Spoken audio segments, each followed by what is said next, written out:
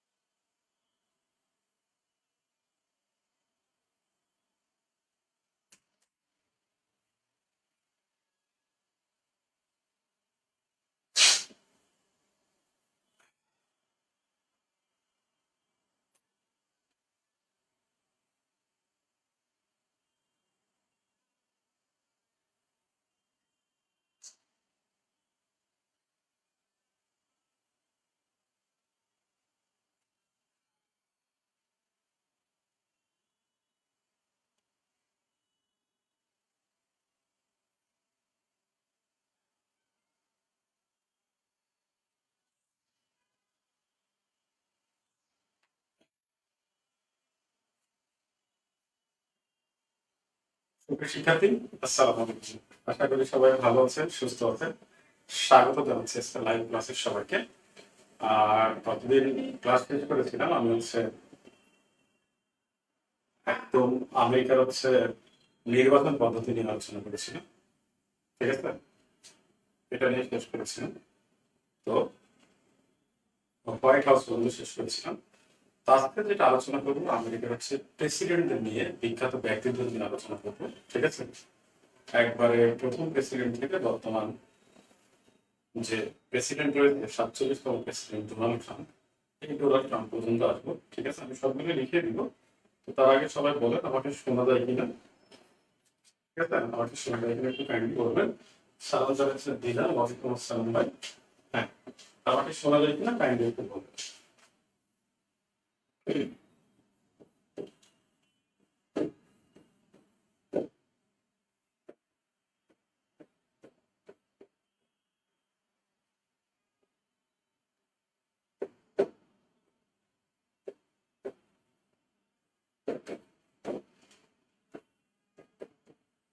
আচ্ছা, এটা করে দক্ষিণ আমেরিকা মহাদেশ পাওয়া যাচ্ছে। ঠিক আছে, দরকার আছে দক্ষিণ আমেরিকা মহাদেশ।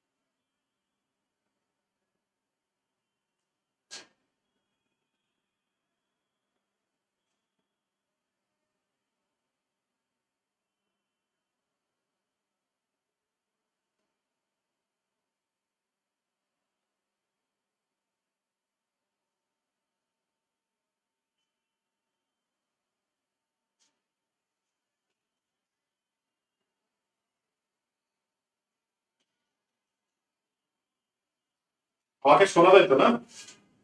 যেটা শোনা যাচ্ছে আমাকে পাঁচজন আছেন, কেউ কথা বলেন, একটু বলেন, কথাবার্তা বলেন, কথাবার্তা না বললে ভালো লাগে না।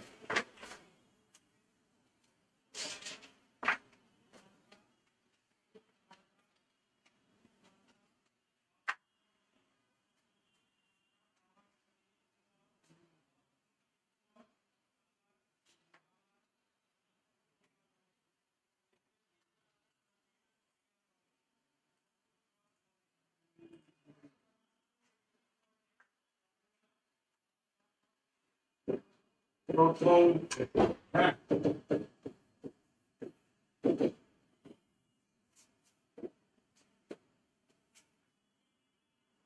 জর্জ ওয়াশিংটন,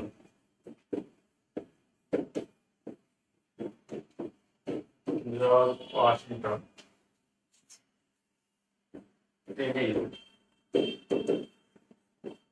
আমেরিকার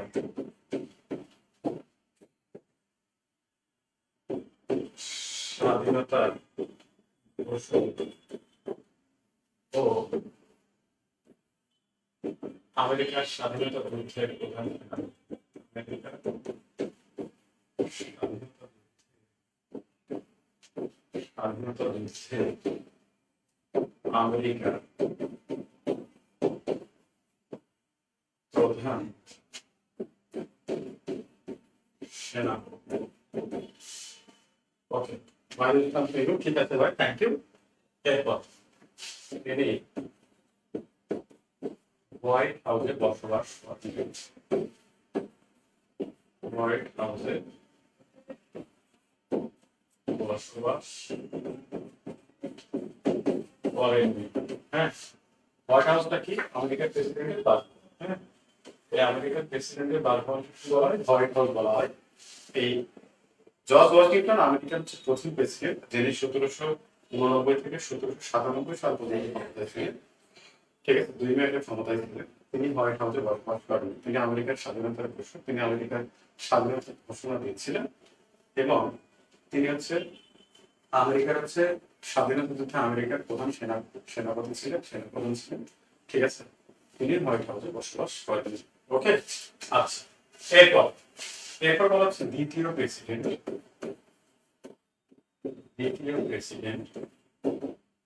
তার নাম হচ্ছে জন অ্যাডামস। হোয়াইট হাউসে হোয়াইট হাউসে বসবাসকারী আমেরিকার প্রথম প্রেসিডেন্ট। তিনি দ্বিতীয় প্রেসিডেন্ট হলেও তিনি সর্বপ্রথম হোয়াইট হাউসে বসবাস করেন। এরপর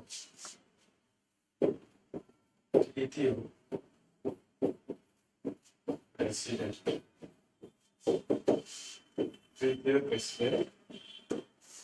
তার নাম হচ্ছে টমাস জেফারসন। তিনি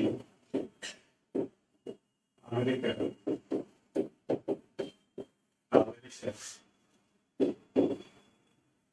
স্বাধীনতা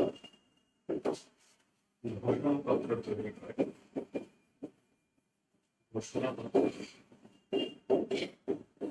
তৈরি করেন, যে ঘোষণা দিয়েছিল হচ্ছে জর্জ ওয়াশিংটন। ঠিক আছে, তাহলে তৃতীয় প্রেসিডেন্ট টমাস জেফারসন, যিনি আমেরিকার স্বাধীনতার ঘোষণাপত্র তৈরি করেছিলেন, কিন্তু স্বাধীনতার ঘোষণা দিয়েছিলেন জর্জ ওয়াশিংটন।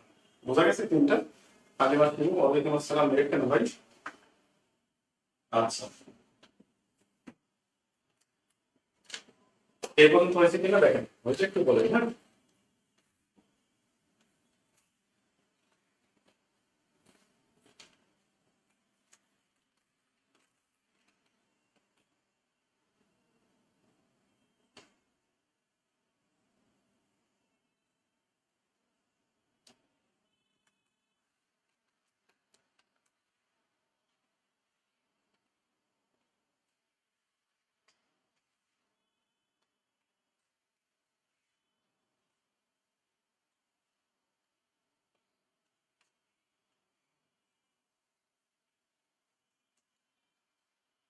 একটা না উদ্ধার মাঝের স্থান বিনু ক্লিয়ার ওকে কন্টিনিউ দেখা হলে বলেন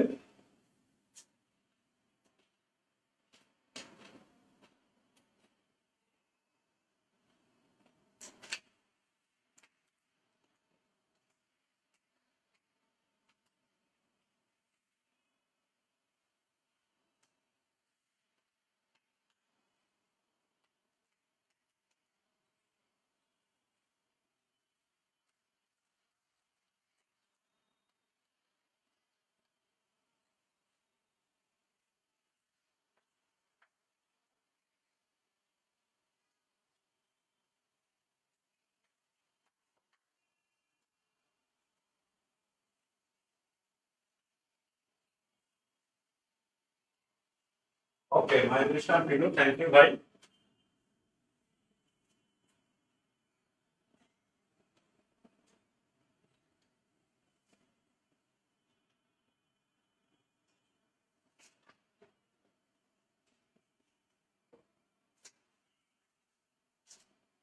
ওকে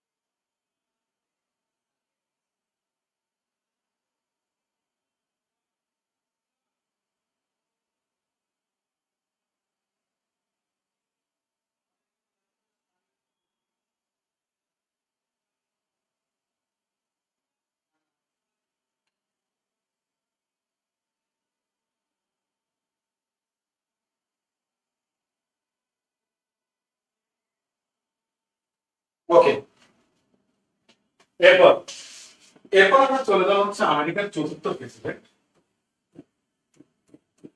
চতুর্থ প্রেসিডেন্ট তার নাম হচ্ছে জেমস ম্যাডিসন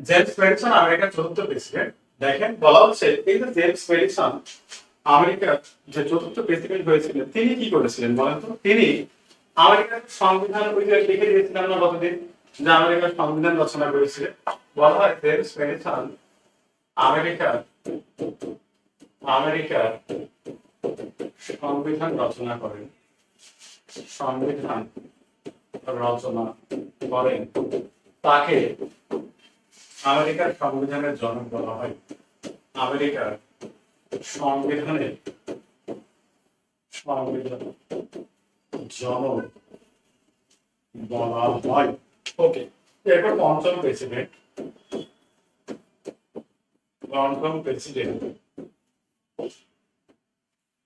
তার নাম হচ্ছে জেমস মনরো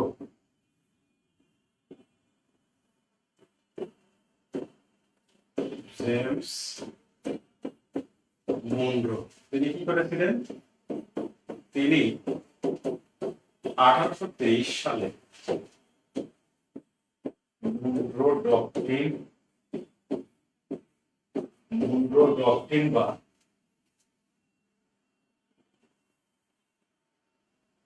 ডক্ট্রিন বা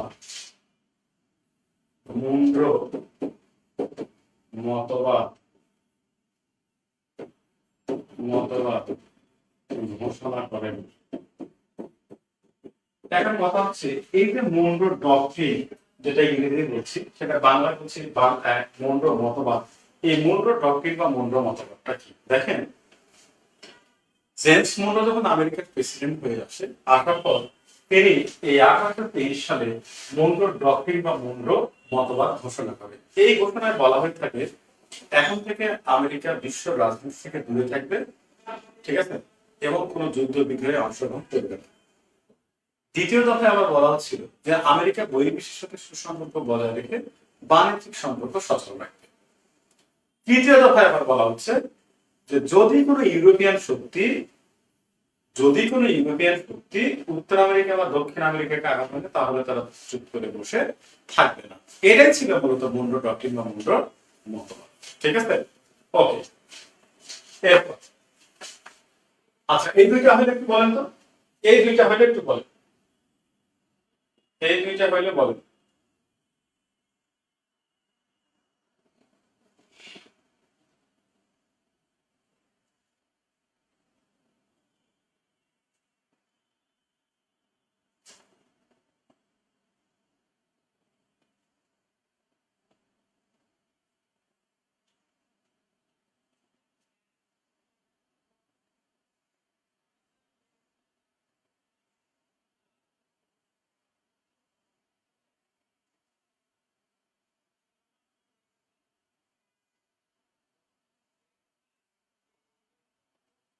ওকে, ওকে, আচ্ছা। এরপর আমরা চলে যাচ্ছি খুবই গুরুত্বপূর্ণ আমেরিকার 16তম প্রেসিডেন্ট। মাঝখানে গুলো লাগবে না, এখানে কথা বলতে হবে, ঠিক আছে। 16তম প্রেসিডেন্ট, তার নাম হচ্ছে আব্রাহাম লিঙ্কন। আব্রাহাম লিঙ্কন, ঠিক আছে, এই আব্রাহাম লিঙ্কন। আচ্ছা, তিনি ছিলেন আমেরিকা তথা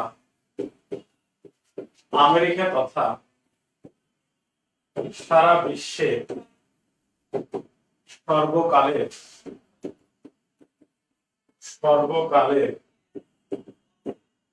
সর্বশ্রেষ্ঠ প্রেসিডেন্ট, ঠিক আছে, সর্বশ্রেষ্ঠ প্রেসিডেন্ট।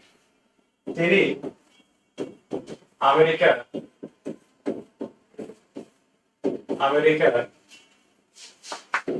রিপাবলিকান দলের প্রথম নির্বাচিত প্রেসিডেন্ট, ঠিক আছে। এই রিপাবলিকান দলকে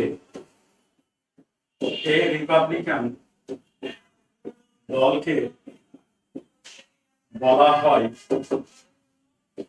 গ্র্যান্ড ওল্ড পার্টি।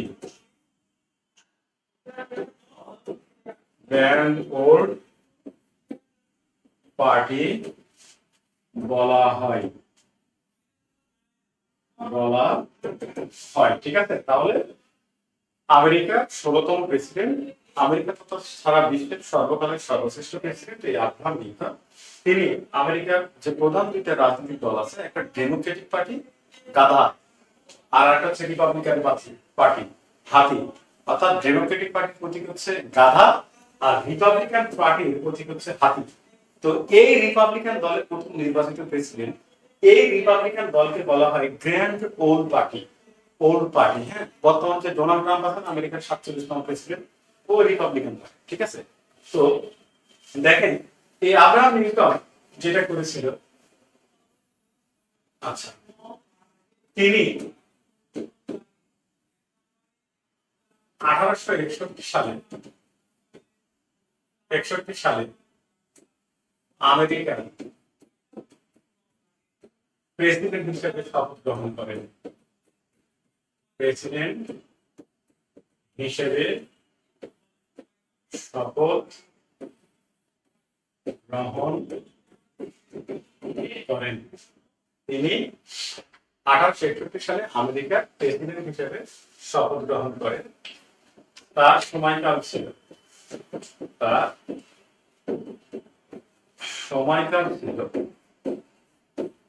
1861 থেকে 1865, ঠিক আছে। তিনি তার সময়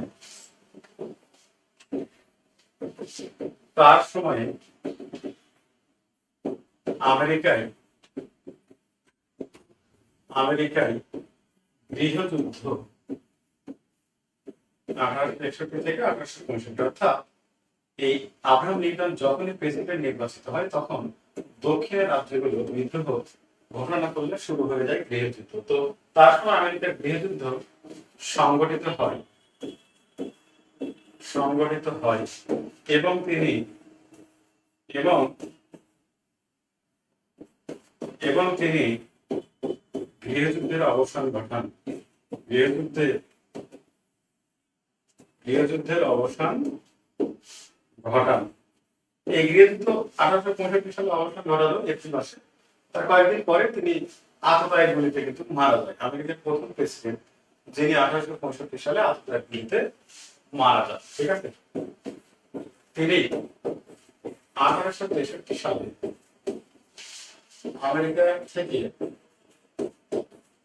আমেরিকা থেকে দাসপ্রথার বিরুদ্ধে ঘোষণা করেন। দাসপ্রথার বিলুপ্তি ঘোষণা করেন। ঠিক আছে, ওকে। এরপর এরপর তিনি 1863 সালে 1863 সালে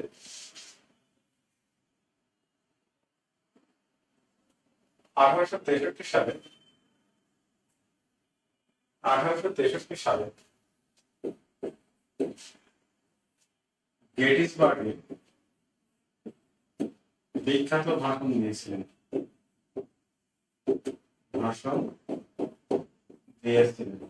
ওকে, এরপর তিনি আমেরিকায়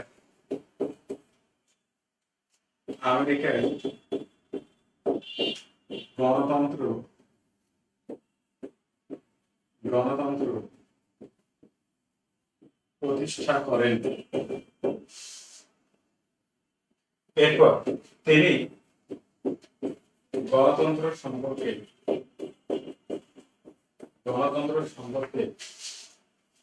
একটি বিখ্যাত উক্তি করেন।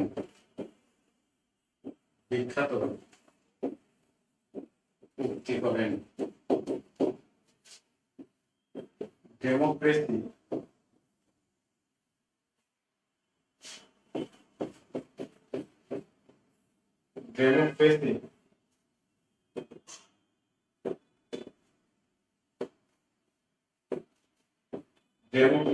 is a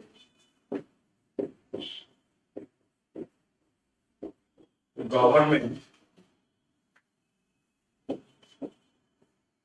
of the people,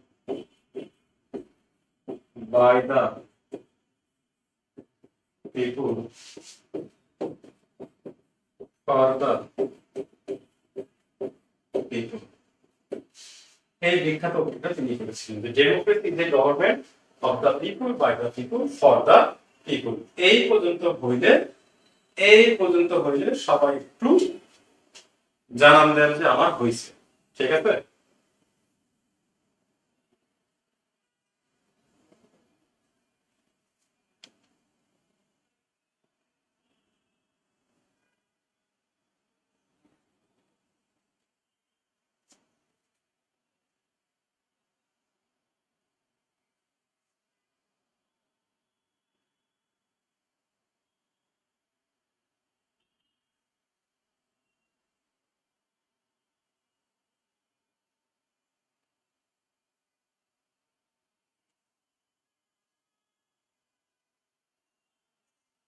এই পর্যন্ত হইছে বলেন তো?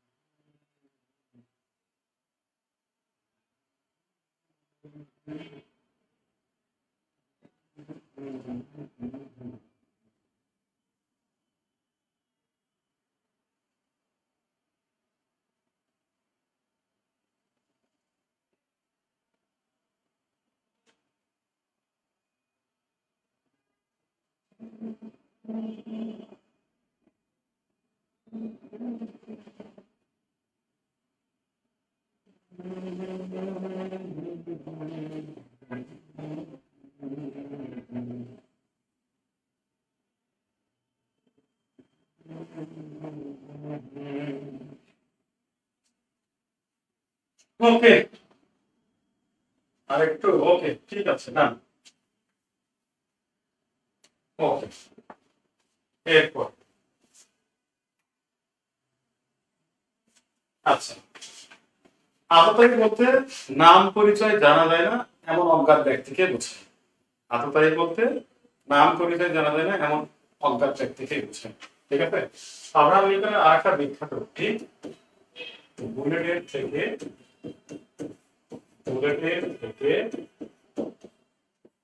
ব্যালট শক্তিশালী। হ্যাঁ, বুলেটের থেকে ব্যালট শক্তিশালী। কে বলেছে এটা? Abraham Lincoln. ওকে, আচ্ছা, এরপর এরপর এরপর এই আব্রাহাম লিঙ্কন তিনি তিনি আমেরিকার আমেরিকার প্রথম প্রেসিডেন্ট যিনি 1865 সালে আততায়ীর গুলিতে মৃত্যুবরণ করেন। আততায়ীর গুলিতে মৃত্যুবরণ করেন। ঠিক আছে, এই হলো আব্রাহাম লিঙ্কন। ঠিক আছে। আবার বলা হয় তিনি আমেরিকার প্রথম গণতান্ত্রিক প্রেসিডেন্ট। তিনি আমেরিকার প্রথম গণতান্ত্রিক প্রেসিডেন্ট। ঠিক আছে, এই পর্যন্ত লেখেন।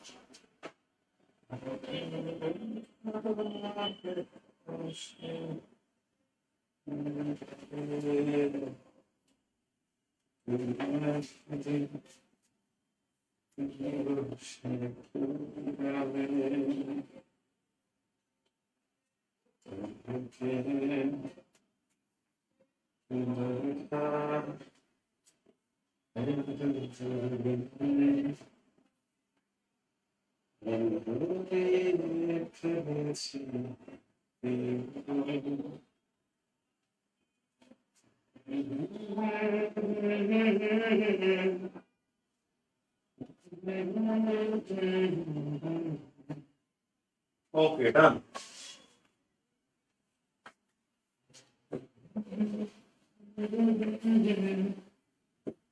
এরপর 26তম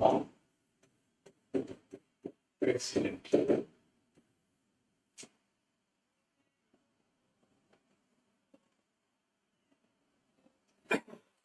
প্রেসিডেন্টের নাম থিওডোর রুজভেল্ট। ঠিক আছে। বলা হয় তিনি আমেরিকার প্রথম নোবেল বিজয়ী প্রেসিডেন্ট। 1906 সালে তিনি শান্তিতে নোবেল পুরস্কার লাভ করেন। নোবেল পুরস্কার লাভ করেন। দেখেন আমেরিকার এখন পর্যন্ত 47টা প্রেসিডেন্ট, 26তম প্রেসিডেন্ট হচ্ছে থিওডোর রুজভেল্ট, তিনি আমেরিকার প্রথম নোবেল বিজয়ী প্রেসিডেন্ট, নোবেল পুরস্কার লাভ করেন শান্তিতে 1906। এর আগে আমেরিকার কোনো প্রেসিডেন্ট নোবেল পুরস্কার লাভ করেনি। একটা মজার বিষয়, আমেরিকার 4টা প্রেসিডেন্ট আততায়ী গুলিতে মারা যায়, আবার 4টা প্রেসিডেন্ট হচ্ছে শান্তিতে নোবেল পুরস্কার লাভ করে। ঠিক আছে, ওকে, এটা দেখে নেন।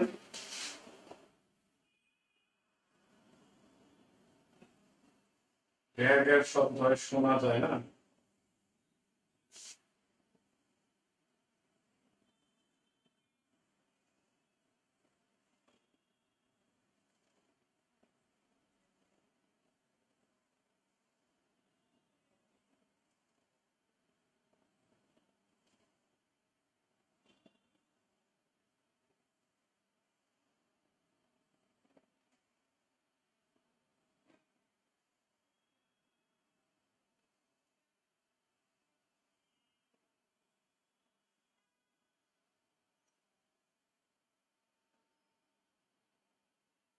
দেখেন শোনা যাচ্ছে কিনা দেখেন তো।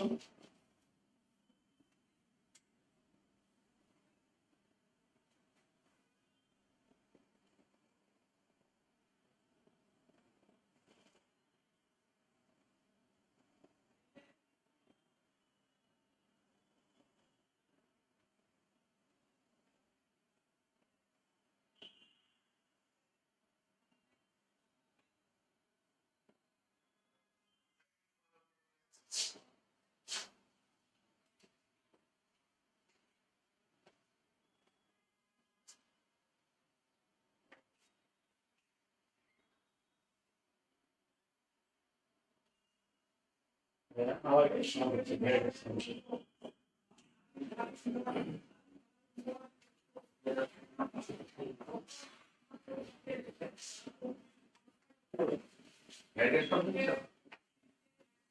কেমন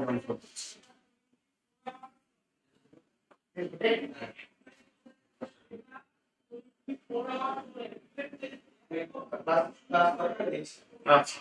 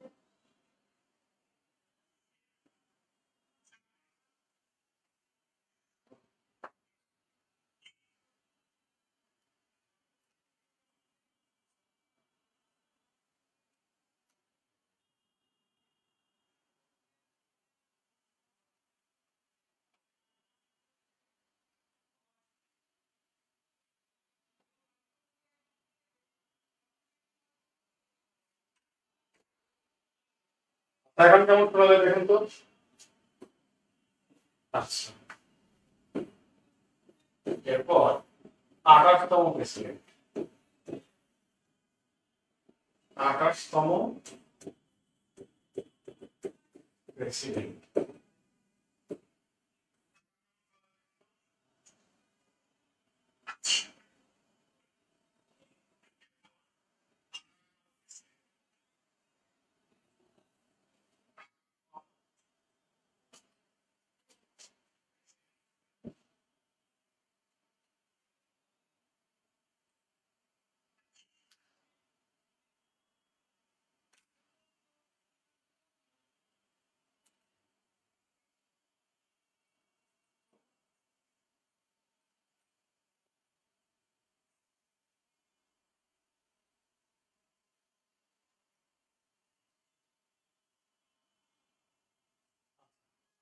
প্রেসিডেন্ট তার নাম হচ্ছে উড্রো উইলসন। ঠিক আছে, আচ্ছা, বলা হয় প্রথম বিশ্বযুদ্ধের সময় প্রথম বিশ্বযুদ্ধের সময় তিনি আমেরিকার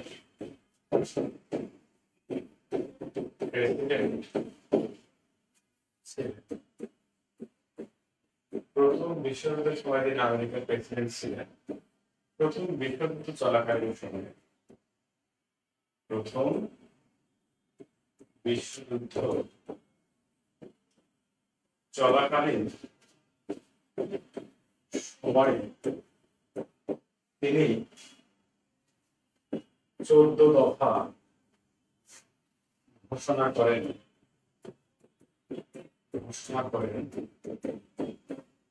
এই 14 দফার মধ্যে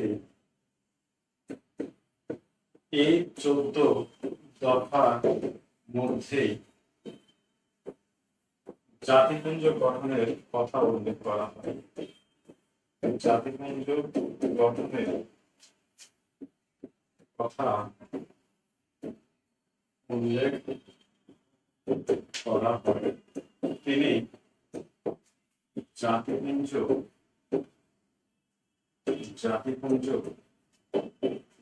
গঠনের উদ্যোক্তা।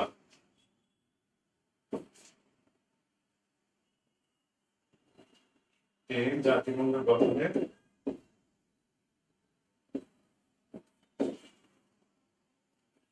উদ্যোক্তা পরে দেখা হবে। তিনি জাতিপুঞ্জ গঠনের উদ্যোক্তা, ঠিক আছে। তিনি 1928 সালে শান্তিতে নোবেল পুরস্কার লাভ করেন।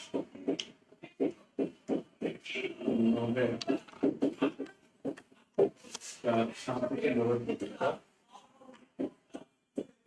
লাভ করেন, ঠিক আছে। তাহলে আমেরিকার 28তম প্রেসিডেন্ট হচ্ছে উড্রো উইলসন। প্রথম বিশ্বযুদ্ধ চলাকালীন সময় তিনি আমেরিকার প্রেসিডেন্ট ছিলেন, ঠিক আছে। প্রথম বিশ্বযুদ্ধ চলাকালীন সময়ে তিনি 14 দফা ঘোষণা করেছিলেন, 14 পয়েন্ট ঘোষণা করেছিলেন। এই 14 দফা প্রথম দফা বলা ছিল যে প্রথম বিশ্বযুদ্ধ বন্ধ করতে হবে, এবং সর্বশেষ দফা বলা ছিল বিশ্ব শান্তি নিরাপত্তা নিশ্চিত করার জন্য একটা আন্তর্জাতিক সংগঠন গড়ে তুলতে হবে, সেটার নাম হচ্ছে জাতিপুঞ্জ। জাতিপুঞ্জ গঠনের উদ্যোক্তা তিনি ছিলেন, ঠিক আছে। তাকে 1928 সালে শান্তিতে নোবেল পুরস্কার দেওয়া হয় এই 14 দফা, ঠিক আছে। স্বাগত থাকি, ওয়ালাইকুম আসসালাম ভাই, অনেকক্ষণ পর। আচ্ছা, এই পর্যন্ত লেখেন তো।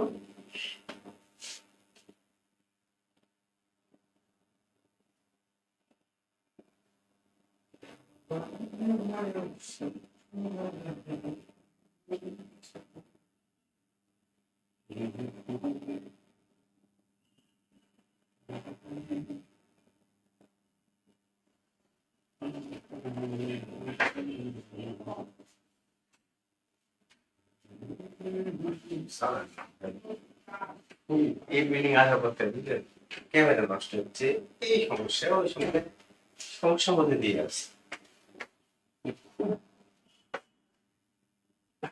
ভালো লাগছে না। নষ্ট হয়ে গেল দাদা, দাম 20,000 টাকা। তিনটা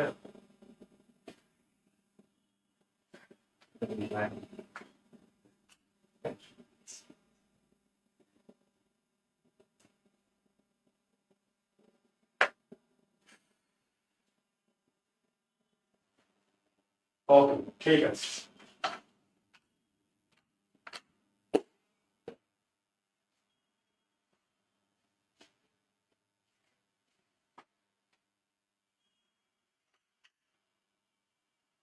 ঝামেলা করতে হবে না, লাইট করে রাখি। এরপর চলে যাবো 32তম প্রেসিডেন্ট। 32তম প্রেসিডেন্ট, আচ্ছা, তার নাম হচ্ছে ফ্রাঙ্কলিন ডি রুজভেল্ট। ওই যে 26তম প্রেসিডেন্ট বললাম না, থিওডর রুজভেল্ট, ওই থিওডর রুজভেল্টের ছেলে হচ্ছে ফ্রাঙ্কলিন ডি রুজভেল্ট, ঠিক আছে। দেখেন, বলা হয় তিনি আমেরিকার ইতিহাসে আমেরিকার ইতিহাসে সবচেয়ে দীর্ঘমেয়াদী প্রেসিডেন্ট, দীর্ঘমেয়াদী প্রেসিডেন্ট তিনি 1933 সাল থেকে শুরু করে 1933 সাল থেকে 1945 সাল পর্যন্ত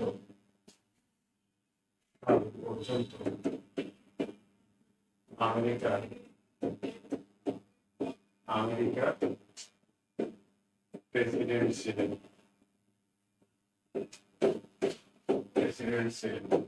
তিনি 4 মেয়াদে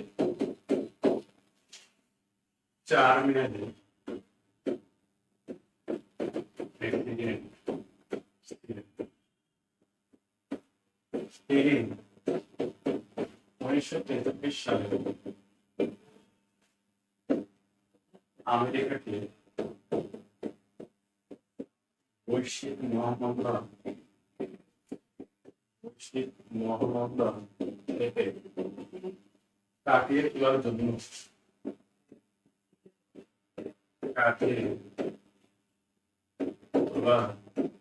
জন্য নিউ ডিল ব্যবস্থা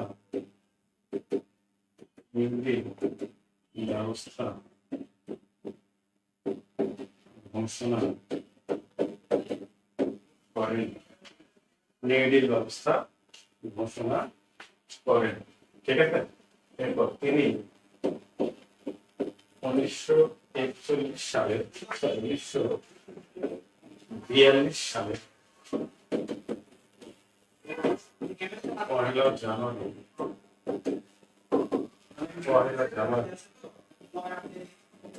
ওয়াশিংটন সম্মেলনে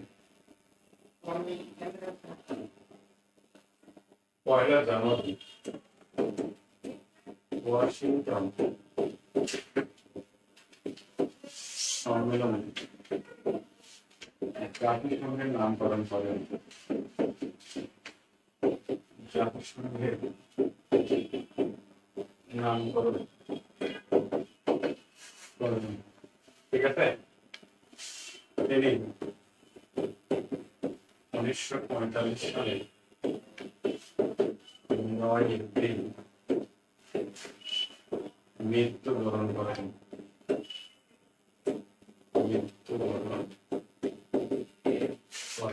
ঠিক আছে, দেখেন এই পর্যন্ত কি অবস্থা হয়েছে দেখেন।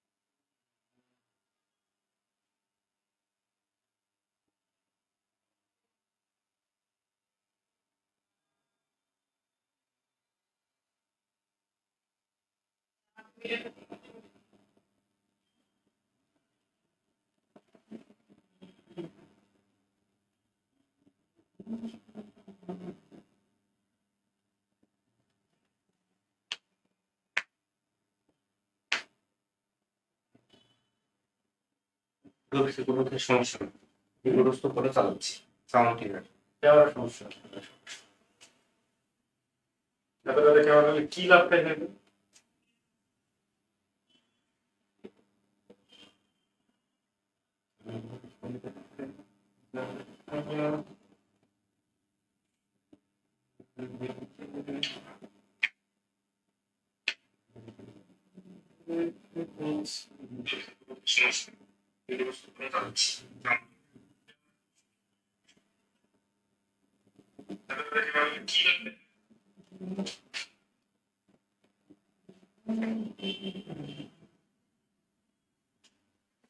হয়েছে তো এই পর্যন্ত না? বলেন তো, বলে আমার কথা বলেন না কেন? হয়েছে না?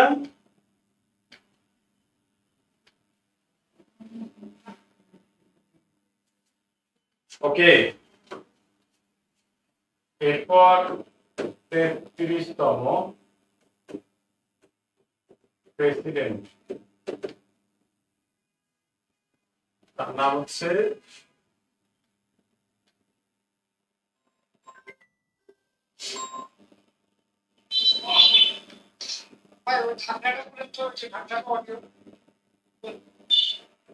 হ্যারিস।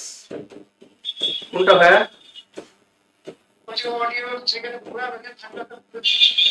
হ্যারিস ট্রুম্যান, হ্যাঁ, হ্যারিস ট্রুম্যান। তিনি 1945 সালে 6 আগস্ট ও নিচেরটা? 9 আগস্ট জাপানের হিরোশিমা,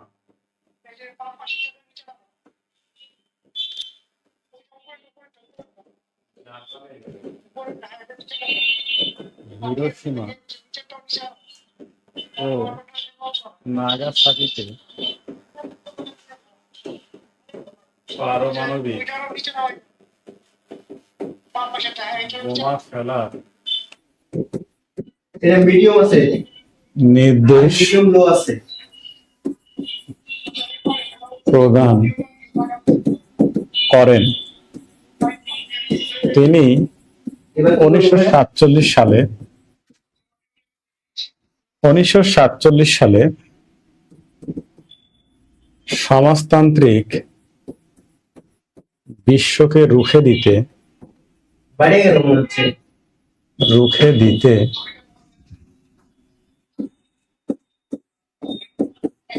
ট্রুম্যান ডক্ট্রিন এটা কমাবে বলটা। ঘোষণা করেন। ট্রুম্যান ডক্ট্রিন বা মতবাদ ঘোষণা করেন। ঠিক আছে,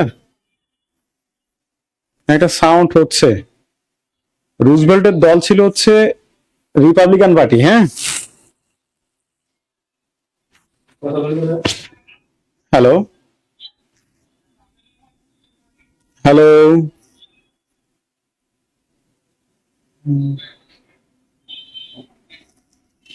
হ্যালো, ঠিক আছে, এদিকে কমানো না।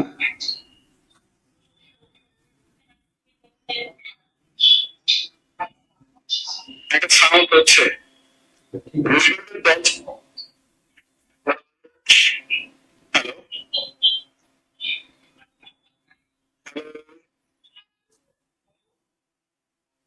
সাউন্ড এখন ক্লিয়ার।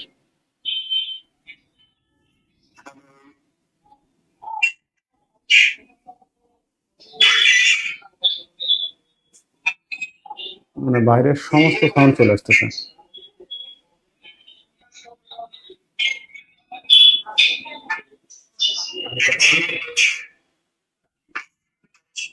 না, আগে একটু ঠিক ছিল।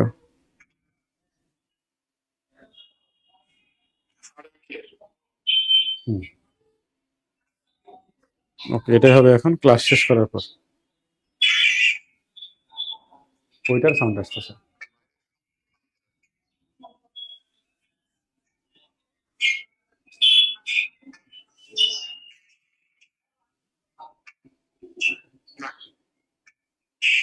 না, এই সাউন্ড তো নিতে পারবে না কেউ।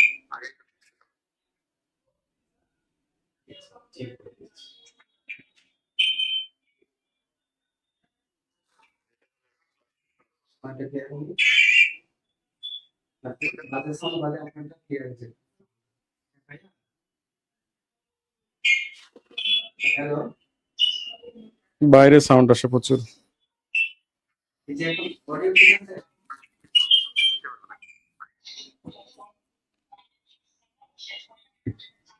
এবার ঠিক আছে, সাউন্ড এবার লাউড দিয়ে বেশি যাচ্ছে না।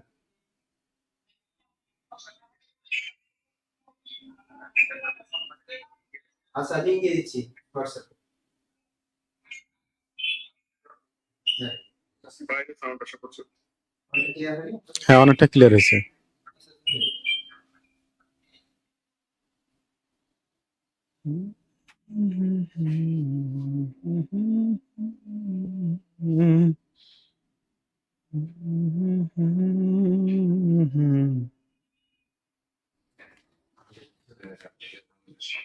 ওই জন্য আমি যাবো না, এই ক্লাসগুলোতে থাক, সবসময় থাকলে চলে যায় সাপ।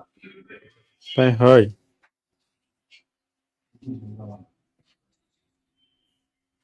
এরপর 35তম president John F Kennedy. John F Kennedy, হ্যাঁ, বলা হয় আমেরিকার ইতিহাসে সর্বকনিষ্ঠ প্রেসিডেন্ট।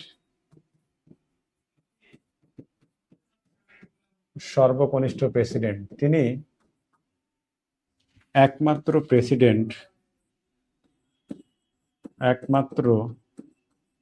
প্রেসিডেন্ট যিনি পুলিৎজার পুরস্কার লাভ করেন।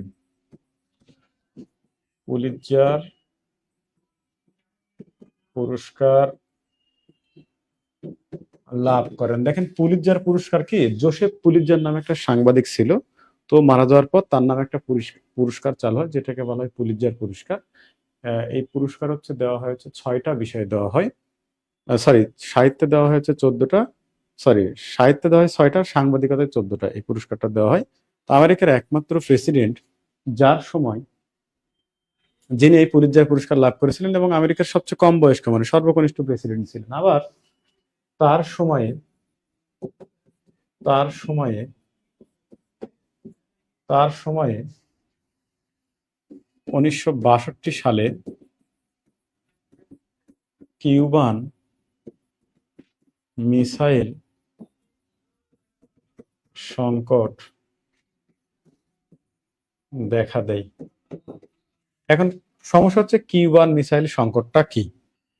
আচ্ছা, এইটা তো আপনার উত্তর আমেরিকা মহাদেশ না, এটা তো দক্ষিণ আমেরিকা মহাদেশ, এটা ইউরোপ, এটা আফ্রিকা, এটা এশিয়া। তো এই যে এইখানে আমেরিকার একটা অঙ্গরাজ্য রয়েছে, তার নাম হচ্ছে ফ্লোরিডা, আর নিচে একটা দেশ আছে তার নাম হচ্ছে কিউবা, যেটা উত্তর আমেরিকার একমাত্র সমাজতান্ত্রিক রাষ্ট্র বলা হয় কিউবাকে। তো কিউবার অভিসংবাদী নেতা, আপনারা নাম শুনেছেন না, ফিদেল ক্যাস্ট্রো?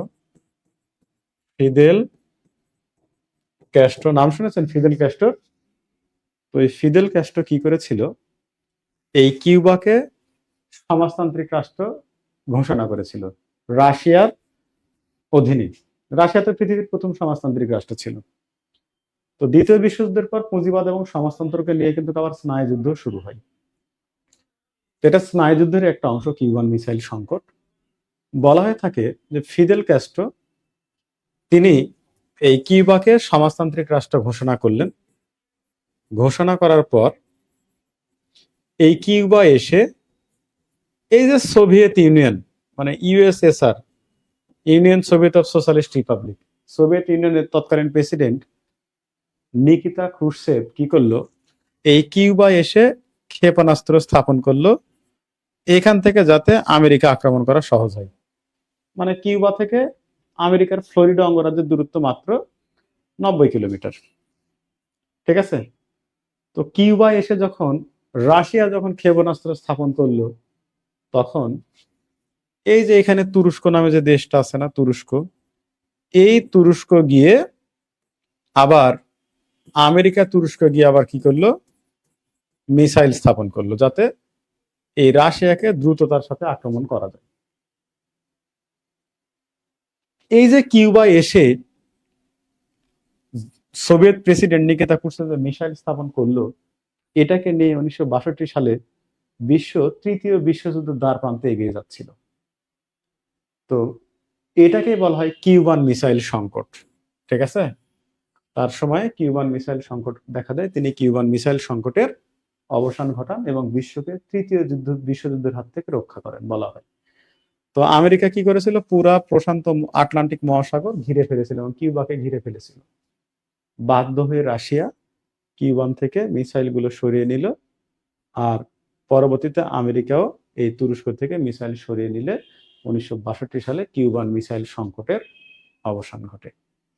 এই 35তম প্রেসিডেন্ট জন এফ কেনেডি, তিনিও কিন্তু আততায়ীর গুলিতে কিন্তু মারা যান সর্বশেষ। এরপরে আর কোনো আমেরিকার প্রেসিডেন্ট আততায়ীর গুলিতে মারা যায়নি। বোঝা গেছে এই পর্যন্ত? বলেন তো, বোঝা গেছে? দলের নাম আসে না ভাই ওইভাবে, যেটা লাগবে সেটা লিখে দিব। হ্যাঁ, এখন ঠিক আছে, দেখেন তো।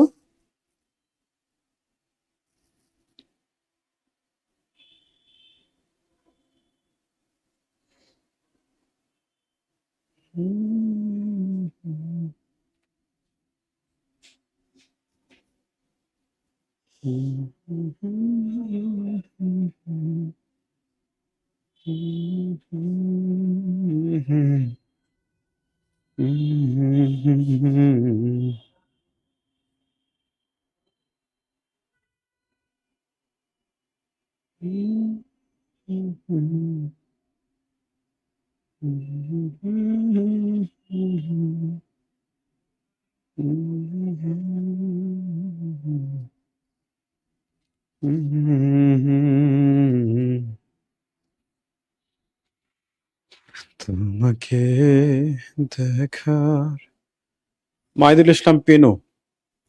ইউএসএসআর এর পূর্ণরূপ হচ্ছে union Soviet of socialist Republic.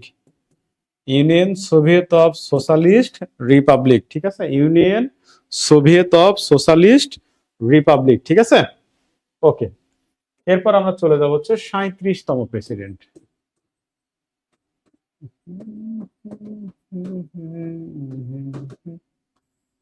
তার নাম হচ্ছে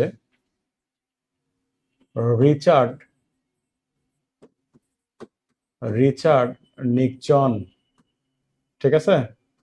বলা হয়ে থাকে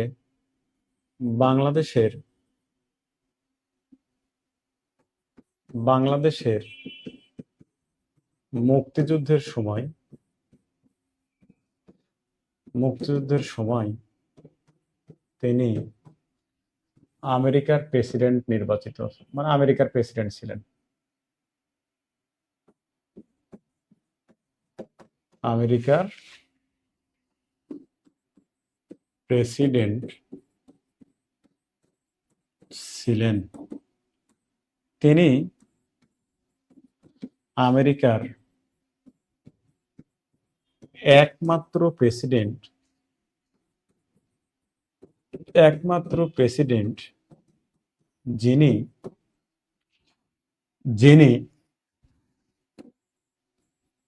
ওয়াটারগেট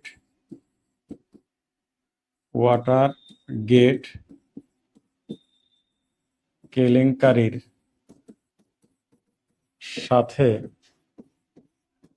জড়িত ছিলেন এবং একমাত্র প্রেসিডেন্ট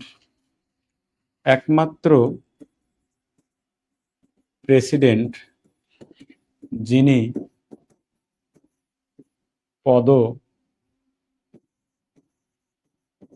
পদত্যাগ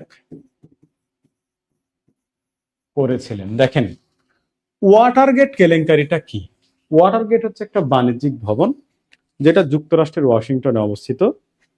তো এই ভবনের 6 তলায় তৎকালীন সময়ে আমেরিকার যে রিচার্ড নিক্সন বলে রাখি, সে হচ্ছে রিপাবলিকান দলের প্রেসিডেন্ট ছিলেন। তিনি দুইবার প্রেসিডেন্ট নির্বাচিত হয়েছিলেন পরপর, 1968 এবং 1972। তো তিনি যখন দ্বিতীয় মেয়াদে প্রেসিডেন্ট নির্বাচিত হইলেন, তখন আমেরিকার যে 50টা অঙ্গরাজ্য ছিলেন, সেই 50টা অঙ্গরাজ্যের মধ্যে 49টা অঙ্গরাজ্যে তিনি কিন্তু নির্বাচিত হয়েছিলেন।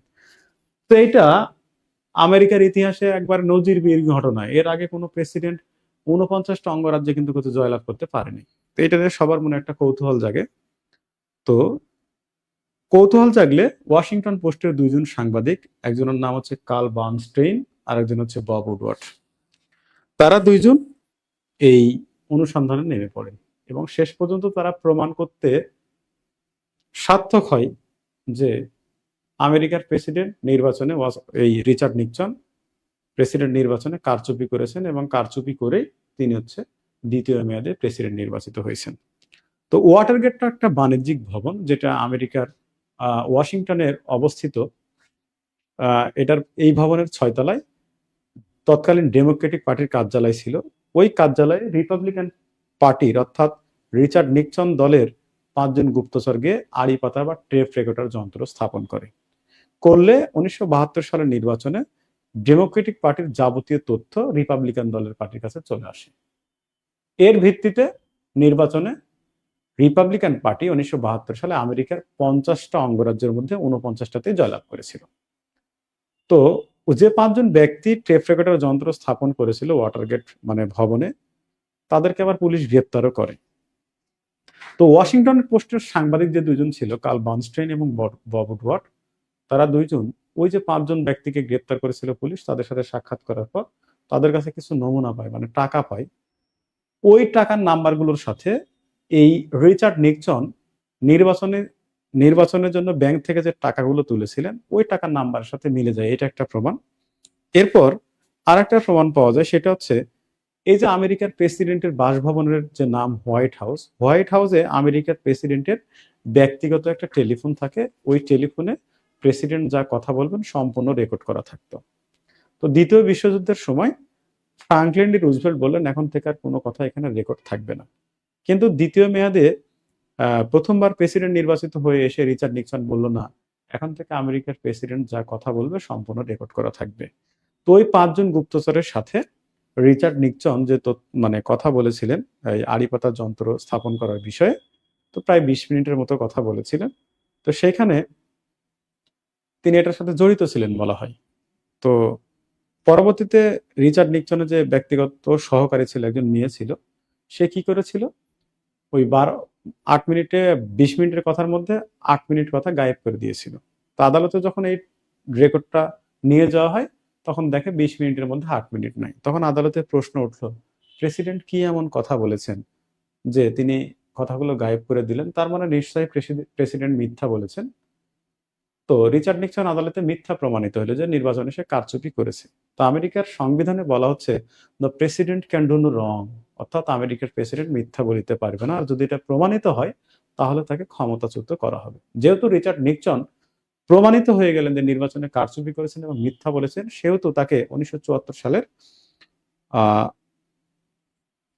12 অক্টোবর তাকে পদত্যাগ করার কথা বলা হলেও সে কি করে, তাকে ক্ষমতাচ্যুত করা হবে। কিন্তু সে কি করলো, বুদ্ধিমত্তা খাটিয়ে 9 অক্টোবর 1974 সালে সে নিজে নিজে পদত্যাগ করলো। যার কারণে তাকে বলা হয়েছে একমাত্র প্রেসিডেন্ট যিনি পদত্যাগ করেছিলেন এবং ওয়াটারগেট কেলেঙ্কারির সাথে জড়িত ছিলেন, আবার বাংলাদেশের মুক্তিযুদ্ধের সময় তিনি আমেরিকার প্রেসিডেন্ট ছিলেন। এই পর্যন্ত বোঝা গেছে নাকি বলেন তো একটু?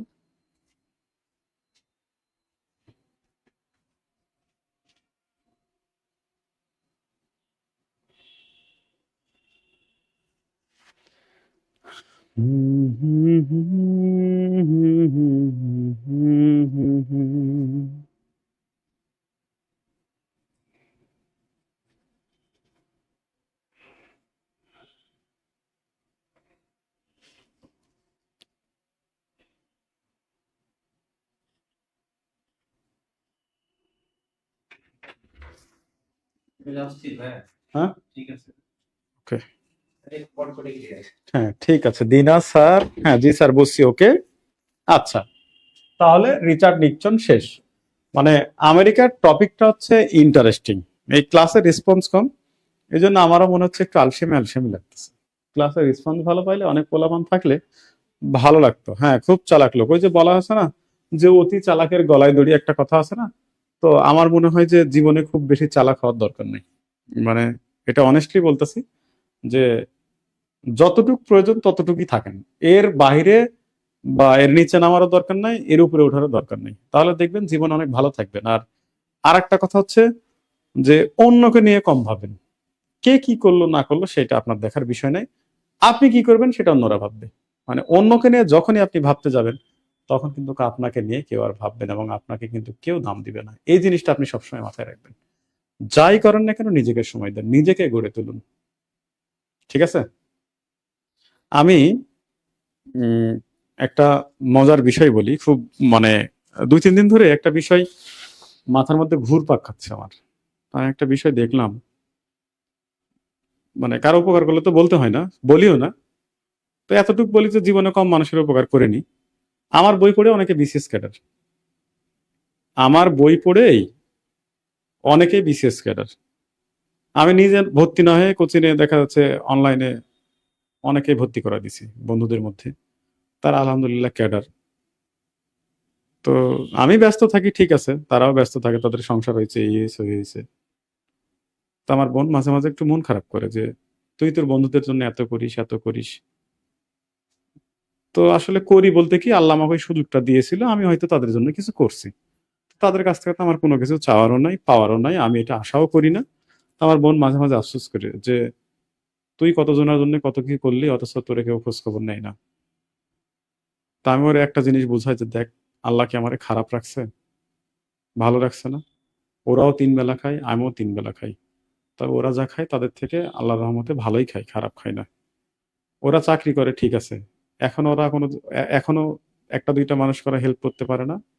ওরা তখনও পারেনি, ওরা কোনোদিনও পারবে না। কিন্তু তোর ভাই তো মানুষকে যতটুকু পারে তার নিজের জায়গা থেকে তো হেল্প করে, করে না?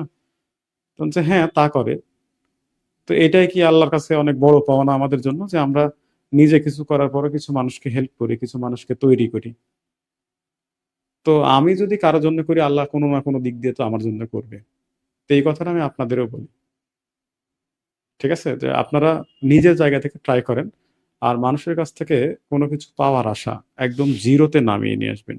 সে যতই কাছের হোক, যতই কাছের মানুষ হোক, মানে অতিরিক্ত বা আপনার জীবনে অপরিহার্য কোনো কিছুই না। আল্লাহ আপনাকে সুস্থ রাখছে, ভালো রাখছে। এটা দিয়ে যদি আপনারা লাইফটা পার করতে পারেন তাহলে আলহামদুলিল্লাহ ভাই, এর বাইরে কোনো কিছু না। এটা সবসময় মাথায় রাখবেন। আর আরেকটা কথা হচ্ছে, শুকরিয়া আদায় করবেন আল্লাহর কাছে। আলহামদুলিল্লাহ এই কথাটা বলার অভ্যাসটা তৈরি করবেন, দেখবেন অটোমেটিক আল্লাহ আপনাদের ভালো জায়গায় নিয়ে চলে যাবে। আর এটা আলহামদুলিল্লাহ কিন্তু হচ্ছে ভিতর থেকে অটোমেটিক চলে আসে, হ্যাঁ? এটা বলতে পারাটাও কিন্তু অনেক বড় একটা সৌভাগ্য কিন্তু। তো কষ্ট করতেছেন, কষ্ট করেন, হ্যাঁ? ভালো কিছু করেন সবাই, হ্যাঁ? ভেঙে পড়েন না। লেগে থাকেন। লেগে থাকলে ভালো কিছু হয়, কেমন? এই জিনিসটা মাথায় রাখবেন। ঠিক আছে?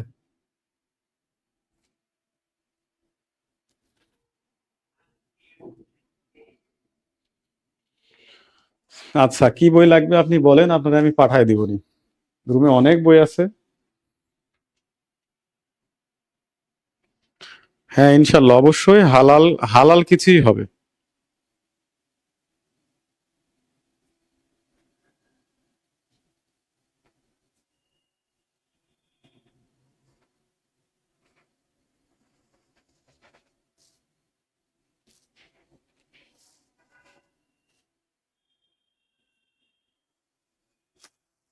ওকে। এরপর এরপর আমরা চলে যাব হচ্ছে 39তম প্রেসিডেন্ট। এটার আপনারা সবাই পড়ছেন, আর আগে আমি পড়াইছি। তার নাম হচ্ছে জিমি কার্টার। মনে নাই জিমি কার্টার, ওই যে ক্যাম্প ডেভিড চুক্তির মধ্যস্থতাকারী ছিল। আচ্ছা, তিনি ক্যাম্প ডেভিড চুক্তির মধ্যস্থতাকারী ছিলেন 1978 সালের 17ই সেপ্টেম্বর। 17ই সেপ্টেম্বর 17ই সেপ্টেম্বর মিশর ও ইসরায়েলের মধ্যে ক্যাম্প ডেভিড চুক্তি স্বাক্ষরিত হয়। ক্যাম্প ডেভিড চুক্তি স্বাক্ষরিত হয় যুক্তরাষ্ট্রের মেরিল্যান্ড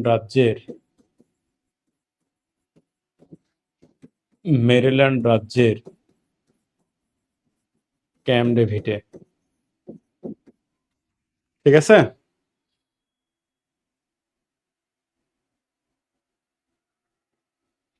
হ্যাঁ, ফিয়ামানিল্লাহ হালিমা হিমু, শিমু, আপনার জন্য অনেক অনেক দোয়া ভাই। চাকরিটা হয়ে যাক, আল্লাহর রহমতে ভালো কিছু হোক, এই প্রার্থনা। আচ্ছা, এরপর তিনি 2002 সালে শান্তিতে নোবেল পুরস্কার লাভ করেন। শান্তিতে নোবেল পুরস্কার লাভ করেন।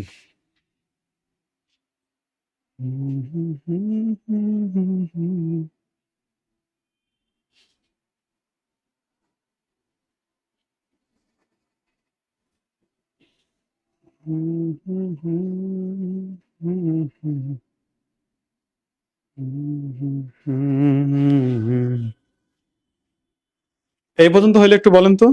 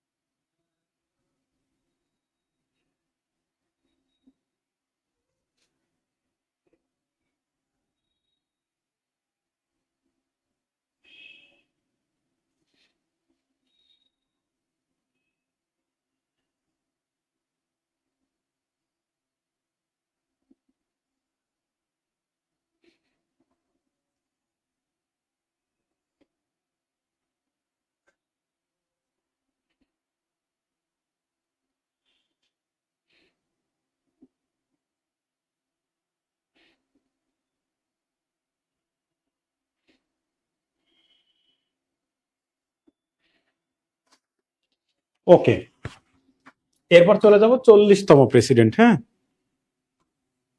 40তম president Ronald Reagan. Ronald Reagan বলা হয় তিনি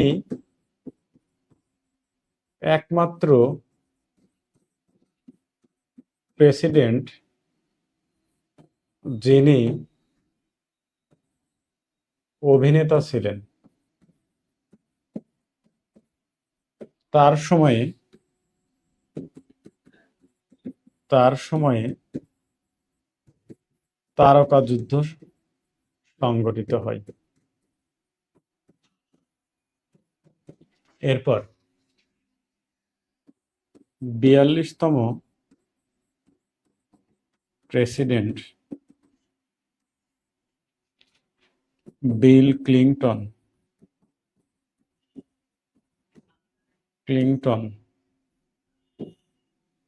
বিল ক্লিনটন, ঠিক আছে? তিনি বাংলাদেশের সফরকারী আমেরিকার প্রথম প্রেসিডেন্ট।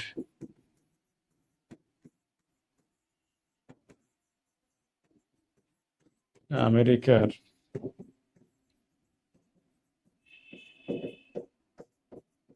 বাংলাদেশ সফরকারী আমেরিকার প্রথম প্রেসিডেন্ট। তিনি 1995 সালের ডেটন চুক্তির মধ্যস্থতাকারী ছিলেন। ডেটন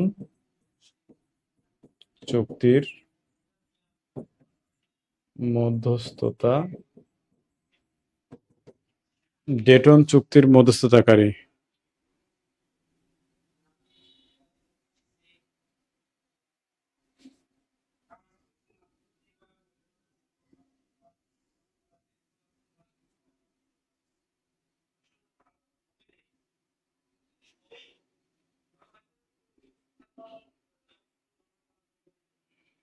বোঝা গেছে এই পর্যন্ত?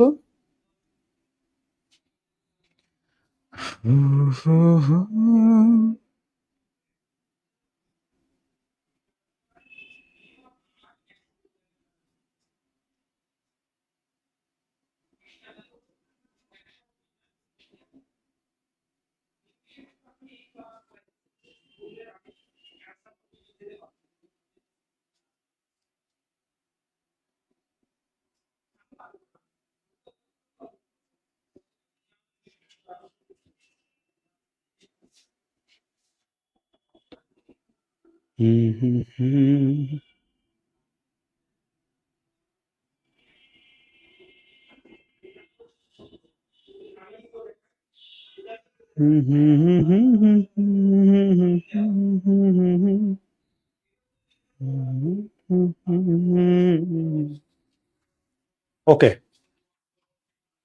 এরপর 44তম প্রেসিডেন্ট,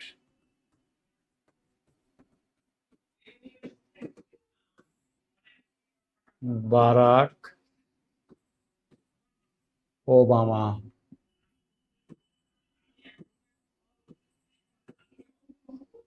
আচ্ছা, তিনি আমেরিকার প্রথম কৃষ্ণাঙ্গ ও আফ্রো আমেরিকান প্রেসিডেন্ট, মানে প্রথম কালো মানুষ, কালো প্রেসিডেন্ট। তার বাবা ছিল আফ্রিকান, মা ছিল হচ্ছে আমেরিকান। হ্যাঁ, আচ্ছা, তিনি 2009 সালে শান্তিতে নোবেল পুরস্কার লাভ করেন। নোবেল পুরস্কার লাভ করেন, ঠিক আছে? তিনি 2009 সালে শান্তিতে নোবেল পুরস্কার লাভ করেন। তার অনেকগুলো গ্রন্থ রয়েছে। একটা মজার বিষয় হচ্ছে, বারাক ওবামার ফ্যামিলির সবাই হার্ভার্ড বিশ্ববিদ্যালয়ে পড়ছে, তিনি নিজেও পড়ছে, তার বাপ পড়ছে। তার বাপ কিন্তু মুসলিম, হ্যাঁ, আর মা হচ্ছে খ্রিস্টান। তার বাবা ছিল আফ্রিকা মহাদেশের কেনিয়া নামে যে দেশটা আছে, ওই কেনিয়ার বংশোদ্ভূত, ঠিক আছে? তো সেখান থেকে তিনি হার্ভার্ডে পিএইচডি করতে আসছিলেন ইকোনমিক্সে। তারপরে বারাক ওবামার মায়ের সাথে পরিচয়, তারপর করে বিয়ে হয়। তো বিয়ের পর বারাক ওবামা জন্ম লাভ করে। জন্ম লাভের 5 বছর পর বারাক ওবামার মা জানতে পারে যে বারাক হোসেন ওবামা কেনিয়ায় একটা ওয়াইফ এবং 3টে সন্তান আছে। তখন তাকে ডিভোর্স দিলে সে কেনিয়ায় চলে যায়। বারাক হোসেন ওবামা গিয়ে কেনিয়া সরকার তাকে সে দেশের অর্থমন্ত্রী নিয়োগ দেন, এবং বারাক ওবামার মা ইন্দোনেশিয়ার একটা প্রবাসীকে বিয়ে করে ইন্দোনেশিয়া পাড়ি জমান। বারাক ওবামার বয়স যখন 12 বছর, তখন বারাক ওবামাকে তার নানার কাছে পাঠিয়ে দেয় আমেরিকায়। তারপরে বারাক ওবামা হার্ভার্ড বিশ্ববিদ্যালয় থেকে ইংরেজি, তারপর হচ্ছে দর্শন, ইতিহাস, আইন, রাষ্ট্রবিজ্ঞান, এই বিষয়গুলোতে অনেকগুলো বিষয়ে তিনি পিএইচডি ডিগ্রি অর্জন করেছিলেন। তার বিখ্যাত অনেকগুলো গ্রন্থ আছে, হচ্ছে dreams for my father, dreams for my mother, a letter to my daughters, তারপরে দ্য অডাসিটি অফ হোপ, ঠিক আছে? তারপর সর্বশেষ দ্য প্রমিস ল্যান্ড। এই গ্রন্থগুলো কিন্তু হচ্ছে এই বারাক ওবামার, ঠিক আছে? বোঝা গেছে এই পর্যন্ত? বলেন তো। ডেটন চুক্তি, হ্যাঁ, তারকা যুদ্ধ, স্টার ওয়ার, হ্যাঁ, এটা একটা স্নায়ুযুদ্ধেরই একটা অংশ, তারকা যুদ্ধ। আর ডেটন হচ্ছে যুক্তরাষ্ট্রের একটা শহর, নিউ হ্যাম্পশায়ার অঙ্গরাজ্যে অবস্থিত। এই শহরে বসনিয়া ও হার্জেগোভিনার যুদ্ধবিরতি স্বাক্ষরিত হয়েছিল। এটাকেই বলা হয়, এই বিল ক্লিনটনের মধ্যস্থতায়, এটাকেই বলা হচ্ছে ডেটন চুক্তি। যেমন ক্যাম্প ডেভিড চুক্তি একটা হয়েছিল, ঠিক এরকমই। ঠিক আছে পিনু, বোঝা গেছে?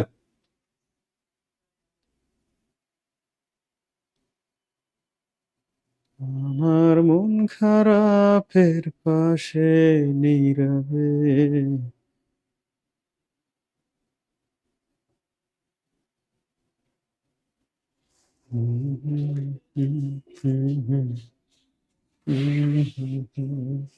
এরপর লাস্ট একটা পড়াবো, 47তম, 45 ও 47তম প্রেসিডেন্ট ডোনাল্ড ট্রাম্প পাগলা, ডোনাল্ড ট্রাম্প পাগলা, আমি ওকে পাগলা বলি, ঠিক আছে? আমার কাছে ওরে পাগলাই মনে হয়, ভালো মনে হয় না, কারণ ব্যবসায়ী প্রোডাক্ট তো। 15 সালে আমেরিকার রাজনীতিতে যোগ দেয়, 16 সালে আমেরিকার প্রেসিডেন্ট হয় 45তম। আবার 2024 সালের নির্বাচনে, 60তম নির্বাচনে সে 47তম প্রেসিডেন্ট হয়। তার রাজনৈতিক দলের নাম হচ্ছে রিপাবলিকান পার্টি, রিপাবলিকান পার্টি, ঠিক আছে? বোঝা গেছে এই পর্যন্ত? এই পর্যন্ত বোঝা গেলে একটু কাইন্ডলি বলেন। তোমাকে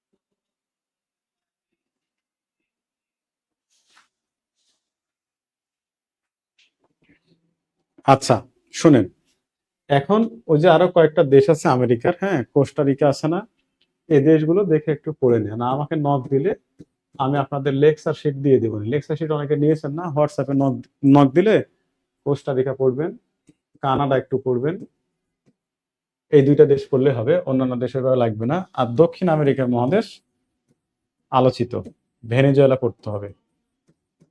দক্ষিণ আমেরিকা, হ্যাঁ, ভেনেজুয়েলা, ভেনেজুয়েলা, হ্যাঁ, Bolivia, Bolivia, Bolivia, Argentina, Argentina, Brazil, Peru, Chile, এই দেশগুলো দক্ষিণ আমেরিকার পড়বেন, ঠিক আছে? আজকে আর কথা বাড়াবো না, শরীর খারাপ লাগতেছে, বুঝতে পারতেছি।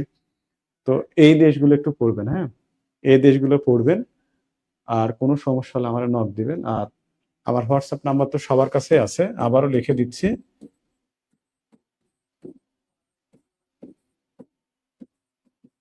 এটাতে নক দিলে আমি এই উত্তর আমেরিকা, দক্ষিণ আমেরিকা মহাদেশের আমি লেকচার শিট দিয়ে দেবনি, ঠিক আছে?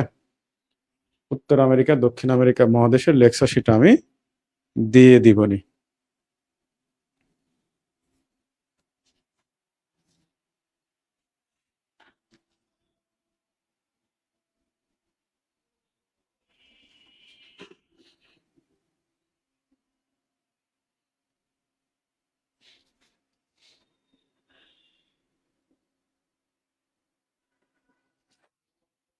বোঝা গেছে সবার এই পর্যন্ত?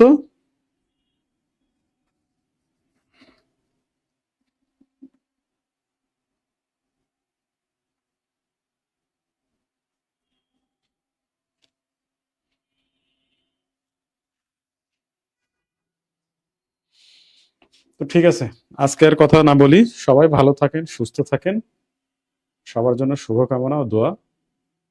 সবাই আমার জন্য দোয়া রাখেন, আমাদের জন্য দোয়া রাখেন। আল্লাহ হাফেজ। আসসালামু আলাইকুম।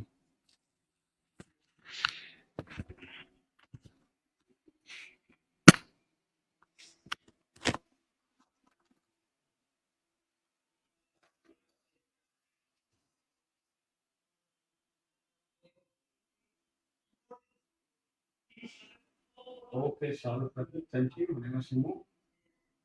ঠিক আছে ভাই, দেখা হবে ইনশাআল্লাহ।